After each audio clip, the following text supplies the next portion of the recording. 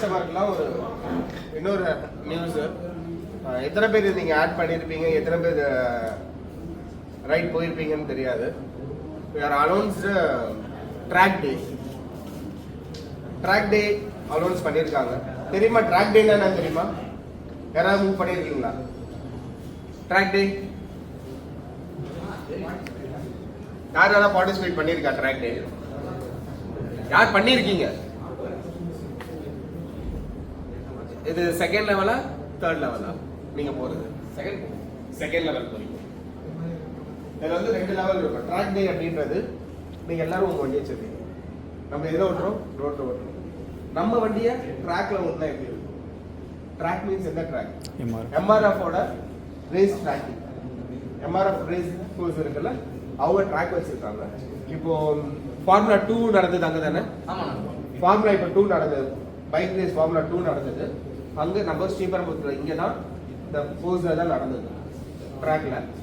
அதுல நம்ம வண்டியை நம்மளே ஓட்டலாம். நீங்க நார்மலா அது உள்ள போகணும்னா ஓட்ட முடியாது. ஏன் ஓட்ட முடியாது? லைசன்ஸ். என்ன லைசன்ஸ்? நம்ம ஸ்ட்ரீட் லைசன்ஸ் கிடையாது, அது ட்ராக் லைசன்ஸ் இருக்கு. ட்ராக் லைசன்ஸ் வாங்கணும். ட்ராக்ல ஓட்டுறதுக்கு நீங்க ஒரு எவ்வளவு 6 மந்த் ட்ரைனிங் கொடுப்பாங்க. அது ஓட்டணும்னா எவ்வளவு சார்ஜஸ் ஆகும்னா, அதுக்கு ட்ராக்ல ஓட்டுறதுக்கு 45,000. நீங்க ட்ராக்ல ரவுண்ட் போயிட்டு வந்தா 45,000.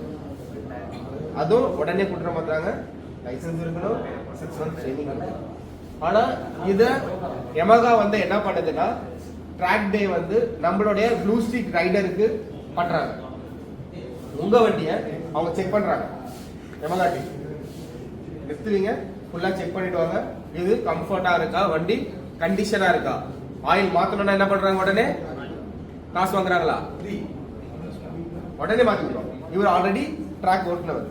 அந்த ட்ராக்கோட ஃபீல் வந்து ரேஸ் கிடையாது. நம்ம எல்லாமே ரேஸ் நினைச்சிருக்காது. இது வந்து ஒரு ஃபீல் ஆகும். அதை ஓட்டும் போது எங்க 160 180 டிகிரி போடணும், எங்க 90 டிகிரி பெண்ட் பண்ணணும், எல்லாமே கிளாஸ் எடுப்பாங்க. டோட்டலா கிளாஸ் எடுப்பாங்க, உங்களை ஓட்ட வைப்பாங்க. நீங்க அந்த ட்ராக்ல நீங்க ஓட்டலாம், நீங்க டிரைவ் பண்ணலாம், உங்க வண்டியை நீங்க ஓட்டலாம். உங்க R15 எடுத்துட்டு போயிட்டு அங்க நின்று 03 02 ஸ்டிக்கர் வச்சுட்டு ப்ரொஃபஷனல் உங்களுக்கான ஷூட் எல்லாம் பார்த்தீங்கன்னா ப்ரொஃபஷனல் ஷூட்டு. கீழே விழுந்தாலும் எந்த டேமேஜும் ஆகாது, எந்த ஸ்கிராச்சஸும் ஆகாது, எந்த அடியும் படாது. யாருக்கு நீங்க விழுந்துட்டீங்கன்னா என்ன பண்றாங்க? வண்டி டேமேஜ் ஆச்சுன்னா கூட அப்பயே மாற்றி கொடுத்துருவாங்க. உடனே ரிப்பேர், எந்த ஒரு காசும் வாங்க மாட்டாங்க. உடனே என்ன பண்ணிடுறாங்க? சரி, அது உங்களுக்கான ஆப்பர்ச்சுனிட்டி கிடைக்கும்.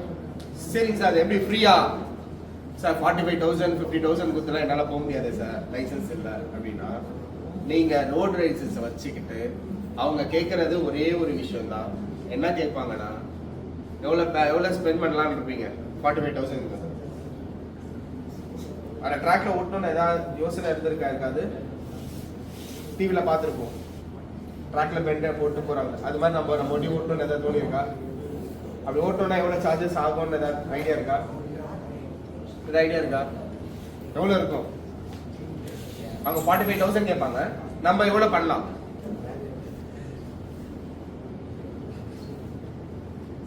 ₹2,000. வெறும் 2,000 rupees தான். அந்த 2,000 rupeesக்கும் என்ன பண்றோம்? உங்களுக்கு டிஷர்ட் கொடுத்துருவோம், இன்ஜின் ஆயில் கொடுத்துருவோம், key chains, inner shoot, chain lube, chain cleaner, inner shoot. உங்களுக்கு டிரைவ் பண்றதுக்கு முன்னாடி ஒரு ஷூட் கொடுத்துருவாங்க. என்னன்னா வெட் ஷூட்னுவாங்க. நம்ம லாங் ஏதாவது போனால் அது கூட போட்டு போனீங்கன்னா ஸ்வெட் ஆகாது, அந்த ஷூட் கொடுத்துருவாங்க. அதை நீங்க எடுத்துக்கலாம். பிளஸ் லஞ்ச் ப்ரொவைட் பண்ணிடுவாங்க. இது எல்லாமே ஒரு கூப்பன் கொடுப்பாங்க. 2,000 rupeesக்கு உங்களுக்கு ஒரு ஒர்த்தபிள் கிஃப்டும் வந்துடும். நீங்க ரைடும் பண்ணலாம். உங்க வண்டி ஃப்ரீயா செக் பண்ணியும் பண்ணிடுவாங்க, இன்ஜின் ஆயிலும் மாத்திடுவாங்க. உங்களுக்கு டயர் வீக்கா இருக்கலாம், அவங்க சொல்லுவாங்க இந்த டயர் ஓட்ட முடியாது. ஓகே, என்ன டயர் பாக்குறீங்க? எம்ஆர்எஃப் 50% டிஸ்கவுண்ட்ல அங்கேயே இருக்கும், அங்கேயே மாத்திக்கலாம். டயர் என்ன ரேட் வருது இப்போ? R15 ஒரு டயர் ஒரு ரியர் டயர் 4000 rupees R15 நீங்க அங்க போனீங்கன்னா 2000ல நிறைய நமக்கு ஃபியூச்சர்ஸ் இருக்கு. இதோட மெயின் ஃபியூச்சர்ஸ் ரைட் உங்களுடைய ரைடர் ப்ளூ ஸ்டிக் ரைடரோட பேஸ் பண்ணி தான். இது உங்களுக்கான ஸ்பேஸ், நீங்க யூஸ் பண்ணிக்கலாம். உங்களுக்கு நிறைய விஷயம் வேணும்னா நீங்க இந்த ரைடர்ல வந்தனால உங்களுக்கு பெனிஃபிட் இருக்கு. எத்தனை பேர் R15 வந்து டெஸ்ட் ட்ராக் ஓட்டிட்டீங்க? டெஸ்ட் ட்ராக்ங்க நம்ம எம்எம்டி ஸ்ரீபெரும்புத்தூர் ட்ராக் இருக்குல்ல, ட்ராக்ல ஓட்டுறவங்க யாராவது இருக்கீங்களா? பெங்களூர் ஹைவே நம்ம ஊருக்குள்ளலாம் விட்டுருங்க, கம்மா கிட்டே விட்டுருங்க, அதெல்லாம் வேண்டாம். நீங்கள் ட்ராக்ல ஓட்டி பார்த்துட்டு உங்களோட ஃபீட்பேக் சொல்லுங்கள். ஏன்னா எனக்கு பர்சனலாக நான் ரியலைஸ் பண்ணது, so R15 R MT, especially R15 normally ரோட்டில் ஓட்டுறதுக்கும் ஏன்னா நமக்கு இருக்கிற தொப்பைக்கும் ஹைட்டுக்கும் எப்படி ஓட முடியும்? கஷ்டம் தானே. ஆனால் ட்ராக்ல ஓட்டும் போது பார்த்தீங்கன்னாக்கா ஆங்கிள் கிடைக்கும். ஸோ அந்த மேனவரபிலிட்டின்னு சொல்லுவாங்க. கார்லாம் பார்த்தீங்கன்னா கட்டடிக்கிறோம்ல, காரில் கட்டடிச்சு ஓட்டுவாங்கல்ல, NFS டிரைவிங்லாம் பார்த்துருப்பீங்க, ஃபெராரி NFS. ஸோ அதில் ஈஸியாலாம் அவ்வளோ சீக்கிரம் நம்ம காரில் போக முடியாது. ஆனால் அதெல்லாம் பார்த்தீங்கன்னா ஈஸியாக உள்ளே போந்து போகலாம். அஜித் குமார் சார்லாம் ஓட்டுறாருல ஸ்பெயின்லாம். ஸோ அதே மாதிரி R15 டெஸ்ட் ட்ராக்ல ஓட்டினீங்கன்னாக்கா நீங்கள்லாம் ரொம்ப திருப்ப வேண்டாம்.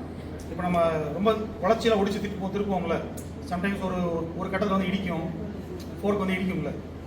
ட்ராக்ல ஓட்டி பாருங்க, அதுவே போகும். ரோட்டில் வெண்ணெய் போட்டால் அப்படி வலிக்கிட்டு போகும். அந்த மாதிரி அந்த டேர்னிங்கு கார்னரிங்னு சொல்லுவாங்க. அந்த கார்னரிங்கில் எம்டி கூட எனக்கு அந்தளவுக்கு தெரியல. R15 பார்த்தீங்கன்னாக்கா சூப்பராக இருக்கும். டேம் நீங்கள் கண்டிப்பாக கீழே விட மாட்டீங்க. ஆனால் வண்டி சொல்கிற போக்குக்கு போகணும். நீங்கள் வந்து இழுக்கக்கூடாது. ஏரோடைனமிக் நல்லா இருக்கும். ஏன்னா மேனுஃபேக்சரிங் ஃபார்முலா ஏரோடைனமிக். இன்னொன்று அந்த ஸ்டேரிங்கோட அந்த சென்சிட்டிவ் வந்து பார்த்தீங்கன்னாக்கா நீங்கள் இந்த கார்னரிங்கில் டக்குன்னு படுத்து எழுந்திருக்கிறீங்கல்ல, அப்போ தெரியும். எனக்கு தெரிஞ்சு டெலஸ்கோப்போட யூஎஸ்டி தான். எல்லா வண்டியிலும் யூஎஸ்டினாக்கா இன்வெர்டட் ஃபோர்க்னு சொல்லுவாங்க காம்படிஷனில். யமஹாவில் வந்து அப்சைட் டவுன், அதாவது அந்த அவுட்டர் டியூப் வந்து கீழேயும் இன்னர் டியூப் மேலேயும் இருக்கும். Normal Saluto RX100 competition vehicles. வேறு இதில் பார்த்தீங்கன்னாக்கா உல்டாவாக இருக்கும், ஜாடியை கவுத்து வச்சா அப்படி இருக்கும். பிரேக்கில் வந்து பிரம்மோ கொடுத்தீங்கன்னா சூப்பராக இருக்கும். பிரம்மா கேலிபர் கொஞ்சம் டிஃப்ரெண்ட்டாக மாடிஃபை பண்ணால் சூப்பராக இருக்கும். அது ஒன்றும் நீங்கள் இது பண்ணலாம், பண்ணாலும் இருக்கும். அது இப்போ ஒன்றும் பிரம்மோகெல்லாம் மாற்றினீங்கன்னா இன்னும் பயங்கரமாக இருக்கும். ஃபீட்பேக்கு கேட்கணும். இப்போ நீங்கள் சொல்கிறீங்க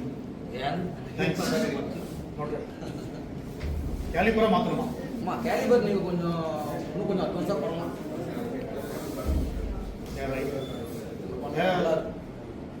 Okay, let's go.